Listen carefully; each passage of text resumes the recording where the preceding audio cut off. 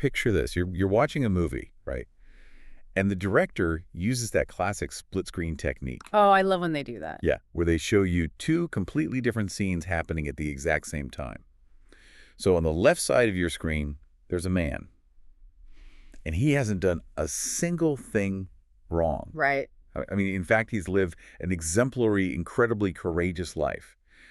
But an angry mob has surrounded him. They're picking up heavy, jagged stones from the street. And, well, the scene ends in absolute tragedy. He dies. Wow. Okay. Yeah. Now, look at the right side of your screen. There's a woman. She is completely, undeniably guilty of the crime she's been accused of.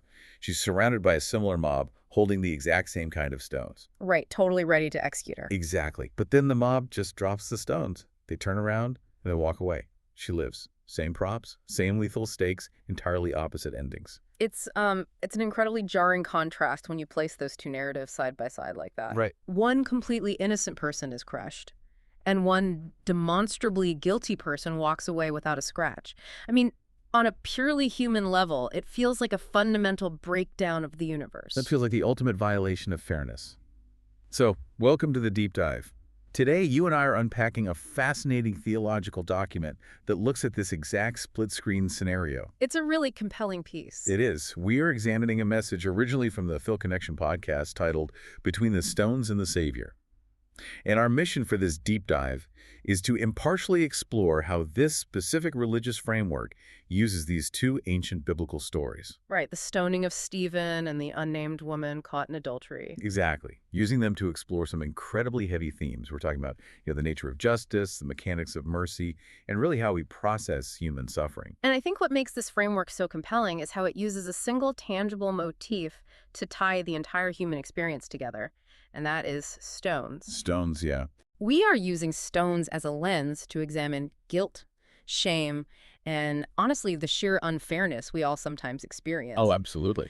But to really grasp why that apparent lack of fairness between the innocent man and the guilty woman isn't just like a glitch in the system, we actually have to rewind the clock way back. I mean, way before either of those executions take place. Right, way back to Mount Sinai, because if we are going to talk about people throwing stones, we really have to understand where the conceptual weight of those stones comes from in this tradition. Yes.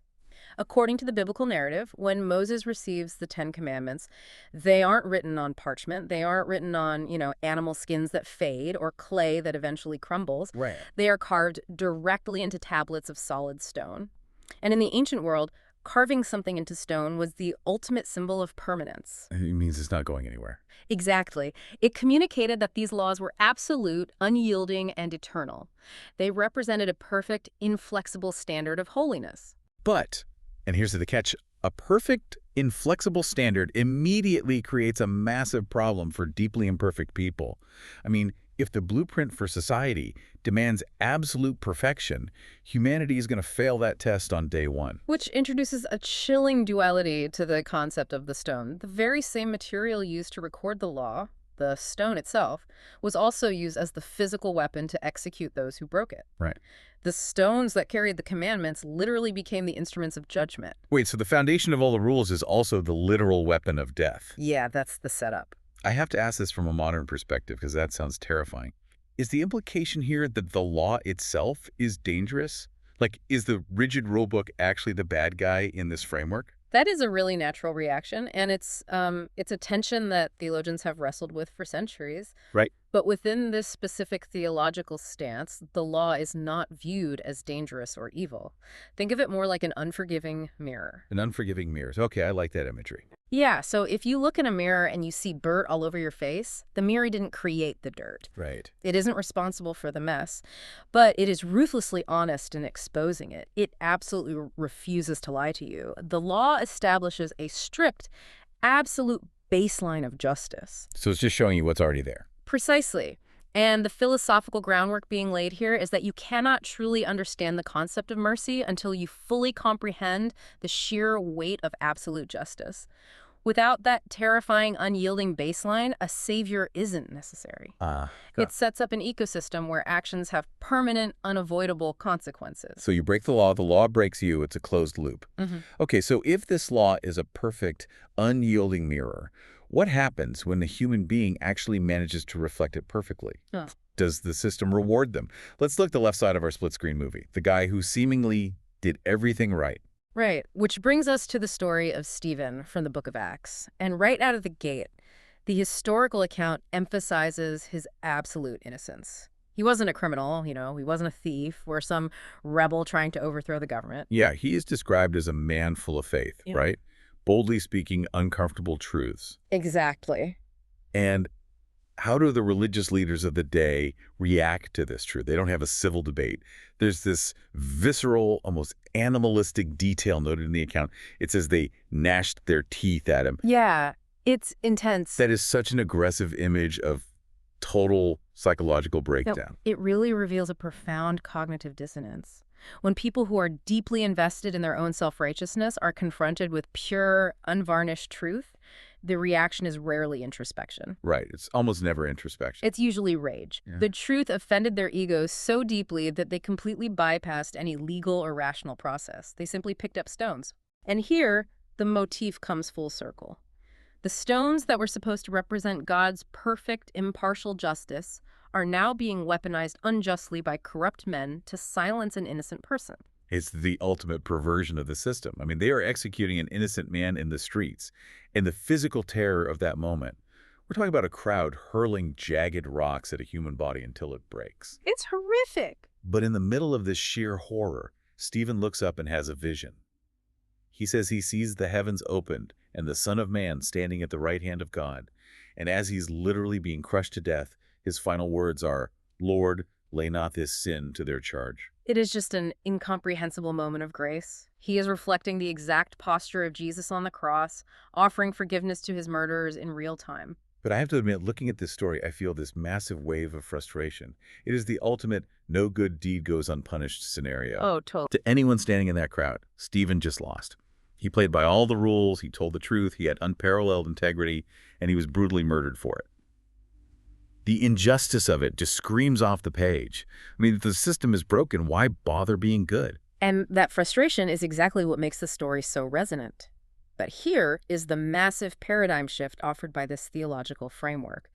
The author argues Stephen's death was not a defeat. It wasn't a loss. It acted as a seed. A seed, meaning it was planted and something grew out of that exact spot. Yes, exactly. There is a very specific, easily overlooked historical detail in this account. Standing right there, watching this brutal execution, holding the coats of the men throwing the stones, was a young, zealous man named Saul. Oh, the same Saul who later has a radical conversion and becomes the Apostle Paul. The very same, arguably the most influential figure in the early Christian church, the man who wrote half the New Testament. That's wild. The argument here is that Stephen's blood effectively watered the roots of the early church. His death had a profound, unseen ripple effect that changed the course of human history. Wow. There is a crucial distinction made here about human suffering. The text argues that the stones could absolutely destroy Stephen's physical body, but they couldn't touch his soul and they couldn't stop his impact. So within this specific lens, Stephen's story isn't a tragedy about a rigged justice system. It's a masterclass in facing unjust persecution. It's about, maintaining your integrity and refusing to seek revenge, even when the world is entirely unfair. Because there is a massive divine machinery at work behind the scenes that you might not be able to see in the moment. Exactly. So Stephen represents the triumph of enduring the stones of injustice, which naturally forces us to ask, what happens when the stones are actually justified? Right, and that completely flips the script. We are back to the right side of our split-screen movie. If Stephen is the pinnacle of unjust suffering, the second case study is a scenario where the stones are, legally and technically, 100% justified by that unforgiving mirror we talked about earlier. This is the famously tense account of the unnamed woman caught in adultery. Yes. The contrast with Stephen is incredibly sharp. Stephen was innocent.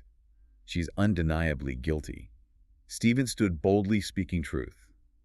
She is dragged into the public square, trembling, humiliated, and ashamed. The religious leaders drag her right into the center of the temple. It is a terrifying public spectacle. The witnesses are there. The sentence, according to the ancient law, is death. The stones are literally already in their hands. Exactly. And she has no defense. Under the strict letter of the law established at Mount Sinai, she doesn't deserve one. She is the living embodiment of the problem the stone tablets were designed to address. Right. The crowd wants a verdict. They want to enact the execution. But Jesus is sitting there. And instead of pronouncing a verdict or screaming back at the crowd, Yeah. he does something profoundly unexpected. Yeah, this part is amazing. He bends down, and in the middle of this screaming mob, he just begins to quietly write in the dust of the earth with his finger. There was a poetic contrast here that absolutely blew my mind when we were researching this. Think about the imagery, right? This is the same God who, on Mount Sinai, used his finger to carve strict, unyielding commandments into solid, permanent granite. Right. And now, that same finger is writing in the temporary shifting dust before a group of deeply flawed humans. It's a stunning visual. That really is. But it also begs a massive question. Is this a cosmic pivot? Like, is Jesus rewriting the law here? Is he lowering the standard because he feels bad for her? Well, if we look at the broader theology of this narrative, the answer is a definitive no. Jesus is not lowering the standard of the law by a single inch. He's not. No. What he is doing is a masterclass in human psychology. He is taking that unforgiving mirror of the law and redirecting it away from the woman and pointing it directly back at the judges themselves. Oh, because mobs are terrifying. Precisely because they offer anonymity. Yeah. When you are in a mob, guilt is dispersed. Yeah. You don't feel responsible because everyone else is yelling too. Exactly. But Jesus stands up and shatters that anonymity with one sentence. He says, "He that is without sin among you, let him first cast a stone." It is a brilliant, terrifying trap. I mean, he doesn't say the law is wrong. He doesn't say her actions were fine. He essentially says the law is perfectly just. The standard is absolute perfection. So whoever among you has perfectly kept that standard your entire life, you have the floor. Go ahead and throw the first rock. And instantly, the courtroom dynamics invert. Right. The accusers suddenly realize they are the accused. They are forced to look into the mirror they were trying to use on her. And the silence that must have fallen over that courtyard. The account notes that one by one, you just hear the heavy thud of the stones hitting the dirt. They drop their weapons and walk away. And there is this incredible psychological detail in the text. The older men drop their stones first. Which makes perfect sense when you think about the human condition. It really does. The longer you live, the more acutely aware you become of your own hidden flaws, your private failures, and the sheer volume of grace you've required just to survive. The bravado of youth fades when confronted with a lifetime of mistakes. Until eventually the courtyard is empty. It's just Jesus and the woman left standing there in the dust. And this is where the sheer power of grace enters the narrative. Jesus looks at her and says, "Neither do I condemn you. Go and sin no more." Now, it is vital to understand the mechanics of what just happened. When he tells her to go and sin no more, that is not a transaction. Right. It's not a conditional contract like, I'll let you live, but only if you promise to be perfect from now on. Exactly the opposite. The framework here makes a crucial distinction. This command wasn't the price of her salvation, it was the evidence of it. Okay. In this worldview, grace doesn't just offer a get-out-of-jail-free card to excuse the crime. It fundamentally empowers the person to change. Grace does not lower the standard. It provides the internal mechanism to meet the standard. He saved her so she could become an entirely new person. It is a beautiful, deeply moving resolution for her. Yes. But I'm stuck on something. And I think this is where the entire theological system faces its biggest test. Okay, let's hear it. We just spent the first 10 minutes of this deep dive establishing that the law of Mount Sinai is an absolute unbending reality, right? Yeah. It demands strict justice. You cannot just issue a pardon without breaking the integrity of the law. Right. So if the wages of her crime was death and Jesus just lets her walk away, it feels like he's cheating the system. Where did the punishment go? The math doesn't add up yet, and that tension is exactly what the author of our source document highlights. Yes, because on the flip side, what was the ultimate cosmic point of Stephen's innocent death? Yeah. We have an innocent man crushed and a guilty woman pardoned. If the law requires balance, we are missing a massive piece of the puzzle. We are. To resolve this, the document introduces the climax of its theology, a concept it calls the greater stoning. It points directly to Calvary, the event of the cross. Wait, so if the law demands a penalty and the energy of that penalty has to go somewhere, it's almost like, okay, think of a lightning rod on a house. Okay. When a massive lethal storm rolls in, the electrical energy is a physical reality. It can't just be ignored or wished away. It has to strike somewhere. So the lightning rod intentionally absorbs that lethal, destructive violence, taking the absolute full brunt of the heat so that the house itself doesn't burn down. That is a phenomenal way to visualize the mechanics of penal substitutionary atonement, which is the core theology here. The justice system established at Sinai was never abandoned. The penalty didn't magically vanish into thin air. It was actively transferred. Right. The argument is that all those stones, the cosmic condemnation, the wrath, the lethal strike of the law, ultimately landed on Jesus at the cross. He intentionally made himself the lightning rod. Yes. And here is where the split-screen movie finally merges into one frame. At the cross, Jesus became both Stephen and the woman simultaneously. He represents both sides of the human experience. Like Stephen, he was completely innocent. He had kept the perfect standard of the law. He was the ultimately righteous man suffering unjustly at the hands of a furious mob. But unlike Stephen, and exactly like the guilty woman, he actually absorbed the punishment of the guilty. He carried the full sentence that the unforgiving mirror demanded for every failure. Wow. At Calvary, justice and mercy met. That is the central thesis of this entire document. The innocent intentionally absorbed the strike meant for the guilty. So to finally answer the original question of why one lived and one died, this framework argues that it was never actually about human fairness. Fairness is a human metric. If it were about fairness, Stephen would have lived a long life and the woman would have been executed in the street. But this is about divine purpose and substitution. The stones that should have rightfully crushed the guilty crushed the innocent substitute instead, balancing the scales of justice while simultaneously offering unimaginable mercy. That is heavy. It's a staggeringly complex way to process suffering, guilt, and justice. But we have to ask the ultimate question for you, the listener. Why does this matter today? What is the relevance of this ancient, stony imagery to your modern everyday life? Because the core message doesn't stay in ancient Jerusalem. It argues that people today are still walking around carrying what we might call invisible stones. Invisible stones of guilt over a failure from 10 years ago. Stones of deep shame. Stones of addiction that you can't seem to drop. Or conversely, you might be constantly dodging stones thrown by other people. You know, stones of completely unfair rejection in your career, stones of betrayal in a relationship, stones of persecution simply for trying to do the right thing. The profound appeal of this framework is this.